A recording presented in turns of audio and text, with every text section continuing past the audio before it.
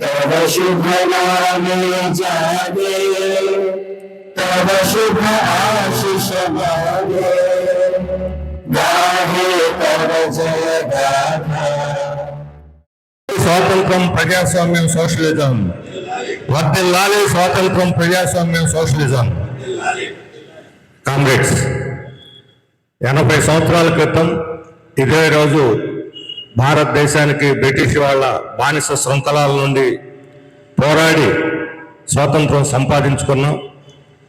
ఆనాటి నుండి ఈనాటి వరకు స్వాతంత్ర ఫలాలని, స్వాతంత్ర దీక్షను కాపాడుకోవటానికి, ఆ లక్ష్యాలను సాధించడానికి మన దేశ ప్రజలు వివిధ రూపాల్లో పోరాడుతూనే ఉన్నారు. ఏ లక్ష్యాల కోసం ఆ రోజు త్యాగం చేశారు స్వాతంత్ర సమరయోధులు ఎంతోమంది. ఆ రోజు కాంగ్రెస్ పార్టీ, కమ్యూనిస్ట్ పార్టీ, ముస్లిం లీగ్, అలాగే భగత్ సింగ్, అల్లూరి సీతారామరాజు, సుభాష్ చంద్రబోసు, చిట్టకాంగ యోధులు, ఇలా అనేక మంది యోధులు ప్రాణత్యాగాలు చేసి ఈ దేశ స్వాతంత్రానికి పునాది వేశారు. స్వాతంత్రానంతరం ఆర్థిక అసమానతలు పోతాయని, సామాజిక సమానత్వం సాధించగలుగుతామని ఆశించినటువంటి కోరికలు పూర్తి ప్రజల నిరాశలో ముంచాయి. దాదాపు 65-70 సంవత్సరాల తర్వాత ఈ దేశాన్ని విచ్ఛిన్నం చేయటానికి, ప్రజల మధ్య ఐక్యతని దెబ్బతీయటానికి మతోన్మాదం ఒక శనిలాగా ఈ దేశానికి దాపురించింది. ప్రజల్ని మతం పేరుతో, దేవుడి పేరుతో, భక్తి పేరుతో చీల్చి ఘర్షణలు పెట్టి, వైషమ్యాలు పెంచి ఒకళ్ళ మీద ఒకళ్ళని ఉసుగొల్పేటువంటి ఒక విషపూరితమైనటువంటి వాతావరణం ఈరోజు ముఖ్యంగా అధికారంలోకి మోడీ ప్రభుత్వం వచ్చిన తర్వాత ప్రజా సమస్యలు పరిష్కరించడంలో పూర్తిగా విఫలమై ఈ మతోన్మాదాన్ని పెంచి, ఒక విషనాగుని పెంచి పోషిస్తూ ఉంది. ఈరోజు స్వాతంత్ర దినోత్సవ సందర్భంగా మన లక్ష్యాలను ఏ రకంగా సాధించుకున్నాం, లేదా గత 12 సంవత్సరాలుగా ప్రజలకు ఏం మేలు చేశామని చెప్పడానికి బదులు మోడీ ప్రభుత్వం దేశ విభజన గురించి మాట్లాడుతున్నారు. ఆ రోజు బ్రిటిష్ వాళ్ళ కుట్ర ఫలితంగా దేశం 2 ముక్కలైంది, మత ప్రాతిపదికన చీల్చారు. కానీ ఆ రోజు ఇప్పుడు చెప్తున్నారు, ఈరోజు స్వతంత్రం వచ్చినప్పుడు సర్దార్ వల్లభాయ్ పటేలే కానీ ప్రధానమంత్రి అయ్యి ఉంటే దేశం ఒకటిగా ఉండేదని ఇంతకుముందు చెప్పేవాళ్ళు. ఇప్పుడు దాన్ని వదిలేశారు. ఇప్పుడు మోడీనే ఆ రోజు ప్రధానమంత్రి అయ్యి ఉంటే దేశం ఒకటిగా ఉండేదని ఇప్పుడు చెబుతున్నారు. నిజంగా ఆ రోజు మోడీ లాంటి వాడే ప్రధానమంత్రి అయ్యి ఉంటే దేశం 50 ముక్కలు అయ్యి ఉండేది. బీజేపీ వాళ్ళు, ఆర్ఎస్ఎస్ వాళ్ళు ఆ రోజు స్వదేశీ సంస్థలను అన్ని కూడా స్వతంత్రంగా ఏ దేశానికి ఆ దేశం ఉండాలి, అది కాశ్మీర్ కావచ్చు, గ్వాలియర్ కావచ్చు, లేకపోతే మన దగ్గర ఉండే చిన్న చిన్న సంస్థానం, విజయనగరం సంస్థానం, చల్లపల్లి జమీందారులు, ఇటువంటి అనేక మంది చిన్న చితక జమీందారులు, రాజులు, చక్రవర్తులు, ఇటువంటి వాళ్ళ సంస్థానాలు వాళ్ళ తరఫున నిలబడి ఈ దేశాన్ని ముక్కలు వేయటానికి ఆ రోజు జనసంఘ్ కావచ్చు, ఆర్ఎస్ఎస్ ప్రయత్నం చేసింది. ఈ దేశంలో హిందూ ముస్లిం ఘర్షణ జరగకూడదు అని చెప్పి దానికోసం గాంధీ దీక్ష పూనితే ఆ గాంధీని చంపినటువంటి కర్కోటకులు, ఆ రకమైన దేశ ద్రోహులు ఈరోజు ఆ గాడ్సేని దేవుడిగా పూజిస్తూ దేశ ద్రోహాన్ని తలపడుతున్న విషయం కూడా మనకి తెలుసు. అందులో దేశం ఐక్యంగా, ఈరోజు మన దేశం ఐక్యంగా ఉండాలి అంటే హిందువులు, ముస్లింలు, క్రైస్తవులు ఇలాంటి వాళ్ళందరి మధ్య ఐక్యత, దేశ సమైక్యత ఈరోజు ఈ జాతీయ స్వాతంత్రోద్యమ స్ఫూర్తి మనకి తోడ్పడుతుంది. మన రాష్ట్రంలో కూడా ఈరోజు కూటమి డబుల్ ఇంజిన్ ప్రభుత్వం, సర్కార్ ప్రకటించినటువంటి కూటమి ప్రభుత్వం బీజేపీ, ఆర్ఎస్ఎస్ వాళ్ళ ఒత్తిడికి లొంగి మతోన్మాదాన్ని పెంచి పోషిస్తున్నది. క్రిస్టియన్లకు వ్యతిరేకంగా, ముస్లింలకు వ్యతిరేకంగా ప్రభుత్వమే ప్రచారం చేస్తున్నది. దాడులు సాగిస్తుంటే వాళ్ళ పట్ల మెతక వైఖరి అవలంబిస్తూ ఉంది. ఈ ప్రమాదకరమైనటువంటి మతోన్మాదం, ఇప్పటిదాకా ఆంధ్రప్రదేశ్ దూరంగా ఉన్నటువంటి మతోన్మాదం ఈరోజు అధికార పార్టీ కూటమి యొక్క పుణ్యం అంటూ రాష్ట్రంలో కూడా పెచ్చలు పోయేటువంటి ప్రమాదం వచ్చింది. అందుకని మన రాష్ట్రంలో జాతీయ సమైక్యతను కాపాడుకోవడానికి, మత సామరస్యాన్ని కాపాడుకోవడానికి, ప్రజల మధ్య ఐక్యతను పెంపొందించడానికి మనం ఈ సందర్భంలో ప్రతిజ్ఞ తీసుకోవాల్సినటువంటి అవసరం ఉంది. ఈరోజు జాతీయ ఉద్యమంలో అనేక స్లోగన్స్ వచ్చాయి మనకు తెలుసు.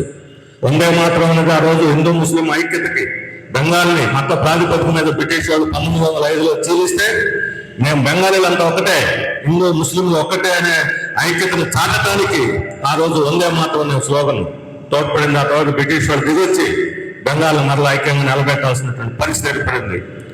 ఆ తర్వాత ఇంకిలాబ్ లాంటి నినాదాలు, భగత్ సింగ్ లాంటి వాళ్ళ పోరాట యోధుల త్యాగాల్లో నుంచి ఇంకిలాబ్ జిందాబాద్ అని వచ్చింది. మొన్న కూడా మీరు చూస్తుంటారు, భగత్ సింగ్ ఫోటో పెట్టుకుని విద్యార్థి ఉద్యమంలో ఢిల్లీలో ఈ యువతరం అంతా కూడా ఇంకిలాబ్ జిందాబాద్ అంటూ నినాదం ఇవ్వడం మనం చూశాం. ఆ తర్వాత సుభాష్ చంద్రబోస్ బ్రిటిష్ వాళ్ళకి వ్యతిరేకంగా పోరాడి జై హింద్ అనే నినాదాన్ని చేపట్టారు. ఈ పోరాటాలు అన్నిటిలో కూడా ఉన్నటువంటి యోధులు తర్వాత కమ్యూనిస్ట్ పార్టీలు చేరారు. సుభాష్ చంద్రబోస్ విభాగానికి అధిపతిగా ఉన్నటువంటి లక్ష్మీ సైగల్ సిపిఎంలో ప్రముఖ నాయకురాలుగా తర్వాత ఉన్న విషయం అందరూ కూడా తెలుసు. భగత్ సింగ్ అనుచరులందరూ భగత్ సింగ్ ఉరి తీసిన తర్వాత వాళ్ళంతా కూడా కమ్యూనిస్ట్ పార్టీలో చేరి సోషలిజం కోసం తమ పోరాటాన్ని కొనసాగించారు. అనేక మంది ఈ రకంగా ఈ పోరాటాలు చిట్టగాంలో కావచ్చు, ఆ రోజు అండమాన్ జైల్లో ఉన్నటువంటి వీర సావర్కర్ బ్రిటిష్ వాళ్ళకి లొంగిపోయి దోహానికి పాటుపడితే ఆయన రోజు జాతిపిత చేయాలని చెప్పి బీజేపీ వాళ్ళు ప్రచారం చేస్తున్నారు. 10 సార్లు ఉత్తరాలు క్షమాభిక్ష ఉత్తరం రాశాడా, 12 సార్లు క్షమాభిక్ష ఉత్తరం రాశాడా అనేది వివాదం చేస్తున్నారు తప్ప క్షమాభిక్ష ఉత్తరం రాసి బయటపడి ఈ హిందుత్వ మతోన్మాదాన్ని పునాది వేశాడు బ్రిటిష్ వాళ్ళ తరఫున స్వాతంత్రోద్యమాన్ని బలహీనపరచడానికి వెన్నుపోటు పొడవడానికి ఆ రోజు సావర్కర్ లాంటి వాళ్ళు బ్రిటిష్ వాళ్ళకి బంధుగా నిలబడ్డటువంటి విషయం చెరగనటువంటి చరిత్ర పట్టల్లో నిలబడిపోయేటువంటి సత్యం అది. అందువల్ల ఈ రోజు ఇలాంటి వాటన్నిటి మరలా స్వాతంత్రోద్యమంలో ఉన్నటువంటి ఆ రోజు రవీంద్రనాథ్ ఠాగూర్ వందే మాతరం గీతాన్ని జాతీయ గీతంగా ప్రకటించాలన్నప్పుడు 6 చరణాలు కాదు, మొదటి 2 చరణాలే మనం తీసుకోవాలంటే మొత్తం దేశం అంతా కూడా దాన్ని ఆమోదించింది. అది నేషనల్ సాంగ్. కానీ రాజ్యాంగం నేషనల్ యాంథమ్ జనగణమనని ఎలాంటి మతానికి కులానికి సంబంధం లేకుండా రవీంద్రనాథ్ ఠాగూర్ రాసినటువంటి నేషనల్ యాంథమ్గా మనం పెట్టి ప్రతి సందర్భంలో స్వాతంత్ర ఇటువంటి జెండాలు ఎగరేసిన సందర్భంలో ఆ జాతీయ గీతాన్ని పాడుతున్నాం. ఇప్పుడు తీసుకొచ్చి మత విద్వేషాలు పెంచడానికి ఒక భక్తి పూరితమైనటువంటి హిందూ మత దీన్ని ప్రేరేపించడానికి ఇప్పుడు ఈ పాటను ఖచ్చితంగా పాడాలి అధికారిక కార్యక్రమాల్లో నిన్న చట్టం చేసింది. 20 రోజుల పాటు పార్లమెంట్ జరిగితే పార్లమెంట్ మతం చాటేసి హాజరు కాని ప్రధానమంత్రి, హోంమంత్రి ఈరోజు జాతీయ గీతం గురించి మాట్లాడే హక్కు వాళ్ళకు ఉందని చెప్పి ఈ రకంగా విద్వేషాలు పెంచడానికి ఇటువంటి నినాదాలు చేసుకొస్తున్నారు. మన దేశం వివిధ జాతుల సమ్మేళనం, వివిధ భాషల సమ్మేళనం, వివిధ సంస్కృతుల సమ్మేళనం, భిన్నత్వంలో ఏకత్వంగా ఉన్నటువంటి దేశం ఉంది. పక్కన ఉన్న తమిళనాడు అధికారిక కార్యక్రమంలో తమిళ పాటని వాళ్ళు పెట్టుకుంటారు.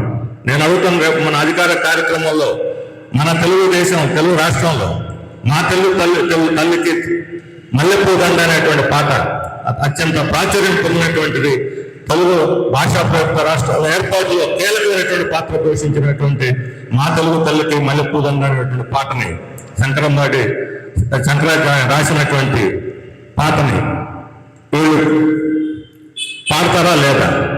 తమిళనాడు వాళ్ళు చేసుకున్నప్పుడు మన తెలుగు జాతి యొక్క ఔన్నత్యాన్ని చాటేందుకు ఒక ప్రత్యేకమైన తెలుగు గీతాన్ని ఎందుకు పెట్టుకోకూడదు అని చెప్పి నేను అడుగుతా ఉన్నాను.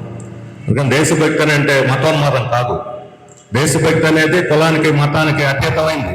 ఈరోజు విదేశీ పెట్టుబడిదారులకు ద్వారాలు తెలిసి ఈ దేశంలో ఉండేటువంటి భూభాగాలను అడుగున ఎకరాలు వేల లక్షల ఎకరాలని వాళ్ళు స్వాధీనం చేసేసి విదేశీ కంపెనీలకు భారత మాత్రాన్ని గుండెలు కుమ్మి దేశాన్ని ముక్కలు చేసి విదేశీ కంపెనీలకు అప్పు చెబుతున్న వాళ్ళు దేశభక్తం గురించి మాట్లాడుతున్నారు. విదేశీ కంపెనీలు మన భారతదేశాన్ని అమ్మేటువంటి హక్కులకు ఎవరిచ్చారు? ఇదేనా ఆ రోజు స్వాతంత్రోద్యమం కోసం చేసినటువంటి పోరాట త్యాగ ధనుల యొక్క కోరిక ఇదేనా అని అడుగుతున్నాను.